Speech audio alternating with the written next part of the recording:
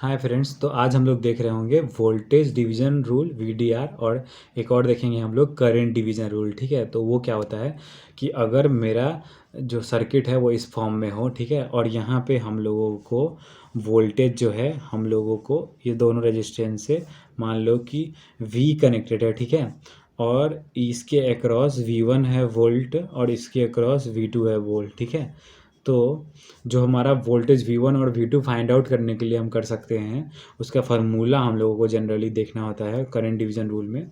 तो देखो, जो R1 रजिस्टर है उसमें हम लोग को V1 निकालना है, तो R1 अपॉन दोनों रजिस्टर का सम, ठीक है, जो भी रजिस्टर है उसका सम, तो R1 प्लस R2, ठीक है, इनटू टोटल वोल्टेज। ठीक है, और जो हमारा V2 है, V2 में R2 है तो R2 upon R1 plus R2 into total voltage. ठीक है, अब हम लोग इसका एक एग्जांपल देखेंगे। ठीक है, तो ये हमारा एग्जांपल है और हम लोगों को इसके अक्रॉस जो V1 वोल्टेज है और इसके अक्रॉस जो V2 वोल्टेज है वो हम लोगों को फाइंड आउट करना है। ठीक है, तो इसको फाइंड आउट करने के लिए हम लोग फार्मूला लगाते हैं। V1 equal to 1 ohm resistor है तो 1 upon 1 plus 2 into total voltage है 6।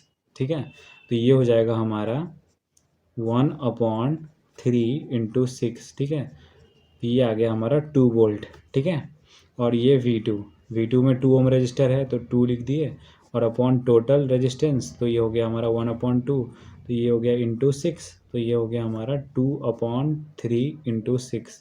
ठीक है, ये हो जाएगा हमारा 4 वोल्ट। ठीक है, तो ये हमारा V1 और V2 आ गया है। और जैसे हमारा V1 2 वोल्ट आया था तो हम लोग एक और तरीके से निकाल सकते हैं, जैसे V1 plus V2 equal to V होगा। ठीक है, दोनों वोल्टेज का सम टोटल वोल्टेज के इक्वल, तो हमारा वोल्टेज V1 आ गया 2 वोल्ट और ये हमारा 6 वोल्ट है, तो V2 हमारा 4 वोल्ट ही होगा। ठीक है, तो एक और तरीका हो गया वोल्टेज V2 निकालने का V1 निकालने के बाद। ठीक है, अब हम लोग देखेंगे करंट डिवीजन रूल। ठीक है, तो ये हम लोग करंट डिवीजन रूल देख रहे होंगे। ठीक है, तो इसमें हम लोगों को मान लेते हैं ये हमारा रजिस्टर है। ठीक है, ये हो गया हमारा R1 और ये हमारा दूसरा रजिस्टर ये हो गया हमारा R2। ठीक है, तो देखो करंट डिवीजन रूल इस फॉर्म में अगर सर्किट है तो लग सकता है। ठीक है, जब दो रजिस्टर पैरेलल हो और उसी के पैरेलल में हम लोगों को यहाँ पे करंट दे रखा है। ठीक है, दो रजिस्टर पैरेलल हो तो हम लोग अप्लाई कर सकते हैं। तो देखो, मान लेते हैं कि इसका ये हमारा करंट है I और इसमें हमारा करंट आ रहा है I1 और इसमें हमारा करंट आ रहा है I2। ठीक है, तो हम लोग I1 का फार्मूला डायरेक्टली लिख सकते हैं कि I1 इक्वल टू